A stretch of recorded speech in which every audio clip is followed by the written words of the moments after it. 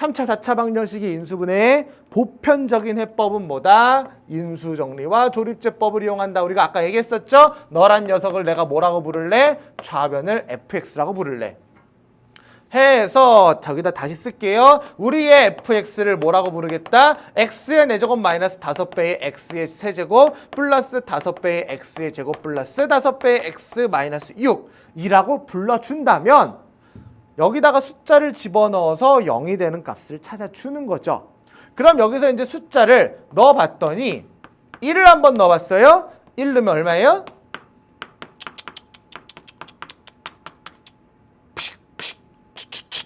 마치 짠 것처럼 0이 되죠. 어머나, 그죠? 자, 1을 넣었을 때 0이 된다는 얘기는 얘는 누구로 나눠 떨어진다? x-1로 나눠 떨어진다라는 걸 알 수가 있는 거죠. 그럼 x-1로 나누기 위해서 뭘 이용하자? 조립제법을 이용하자. 조립제법 옆에다가 한번 써보면은요. 개수가 뭐예요? 1에다가 마이너스 5에다가 플러스 5에다가 플러스 5에다가 마이너스 6에다가 그럼 x-1로 나눌 거니까 1 써주면 내려와서 1 곱해주면 1 더하면 마이너스 4 곱해주면 마이너스 4 더하면 1, 곱해주면 1, 더하면 6, 곱해주면 6, 해? 짠! 그죠? 얘가 뭐예요? x-1로 나눴을 때 몫의 개수가 되는 거죠. 그래서 우리가 fx를 뭐라고 부를 수 있다? 다시 한번 써주시면은 x-1로 나누었을 때 몫이 개수가 얘니까요. x의 세제곱 마이너스 4배의 x의 제곱 플러스 x 플러스 6으로 되는 거죠. 그럼 여기서 얘를 또 인수분해를 해줘야 하는데 여기서 내가 또 너가 인수분해가 하기 3차식이니까요. 너를 적당하게 내가 gx라고 불러본다면은 여기서 한 거 또 한 번 해주시면 되죠. 숫자 집어넣어서 0 되는 걸 찾을 거라는 거죠. 해서 g에다가 뭘 넣어볼까 봤더니 이번에는 마이너스를 한번 넣어봤어요. 마이너스 1 빼기 4 마이너스 1 또 마치 짠 것처럼 0이 나오죠. 어머나.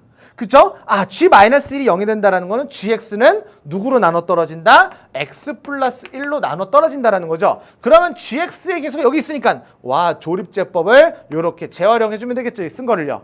뭘로? 마이너스 1로 나누었을 때 1 내려고요. 곱해주면 마이너스 1, 더해주면 마이너스 5, 곱해주시면 플러스 5, 더해주면 6, 곱해주면 마이너스 6으로 나누어 떨어진다는 걸 확인할 수가 있지요.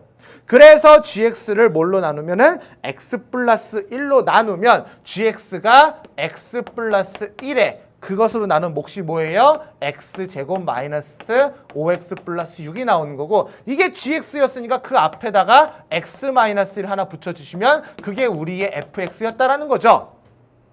아, 그러면 fx가 이렇게 되니까 2차식부터는 우리가 그냥 해주시면 되죠. x제곱 마이너스 x 플러스 6은 우리 인수분해 금방 되지 않나요? x 마이너스 1에 x 플러스 1 그대로 들어오고요. x제곱 마이너스 5x 플러스 6이 어떻게 인수분해가 돼요? x 마이너스 2에 x 마이너스 3이 되는 거죠. 이게 저기의 좌변 fx죠. 근데 우리가 원하는 건 뭐예요? 이 식이 좌변 이퀄 뭐가 되는? 0이 되는 x 값들을 찾아주세요 라는 문제였고 그래서 0이 되게 하는 건 얘가 0 또는 얘가 0 또는 얘가 0 또는 얘가 0이니까 우리의 x는 얼마? 1이 되거나 혹은 마이너스 1이 되거나 혹은 2가 되거나 혹은 3이 되거나 1, 5, 마이너스 1, 5, 2, 5, 3 되는 거죠. 그래서 이 방정식들의 실근 중에 가장 작은 것을 알파라고 부를래? 님 알파 하세요. 가장 큰 것을 베타라고 할래? 님 베타 하세요. 해서 알파 베타를 찾은 거죠. 해서 따라서 베타에서 알파를 빼주시면 얼마가 나온다? 4로 정리가 되겠습니다. 그쵸? 해서 우리가 고차식의 인수분해의 기본 원리는 뭐다? 인수정리를 통해서 인수정리를 통해서 인수를 찾고 조립제법을 통해서 인수를 나눈 몫을 찾는 거예요.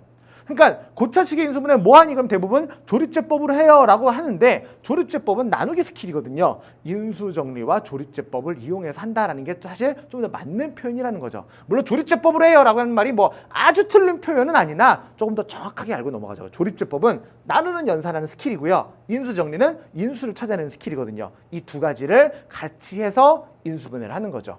그럼 마지막으로 하나만 더 얘기하면은 이 문제에서 마지막으로 하나만 더 얘기하면은 선생님 1은 마이너스 1은 넣으면 0 되는 거 어떻게 알았어요? 선생님 답 보고서 미리 얘기한 거 아니에요? 미리 알고 있었던 거 아니에요? 수상한데요? 자, 이런 숫자들은 어떻게 찾은 거예요? 최고차항의 개수분의 최고차항의 개수의 약수분의 상수항의 약수를 플러스 마이너스 대입해 보는 거죠. 어떤 숫자를 대입해 본다고요? 플러스 마이너스 최고창 개수의 약수분의 상수항의 약수를 대입하는 거죠. 그렇게 대입을 해봤을 때 0이 될 가능성이 나타나는 거죠. 아무 숫자는 넣는다고 해서 0이 되지는 않아요. 0이 안 되는 걸 대입하는 게 아니라 그냥 이런 것들이 0이 될 가능성이 있다는 거예요. 근데 수학 문제를 내는 사람들이 선생님들이 양심은 있어서 막 이상하게 막 뭐 7 이런 걸 막 넣기는 잘 안 해요.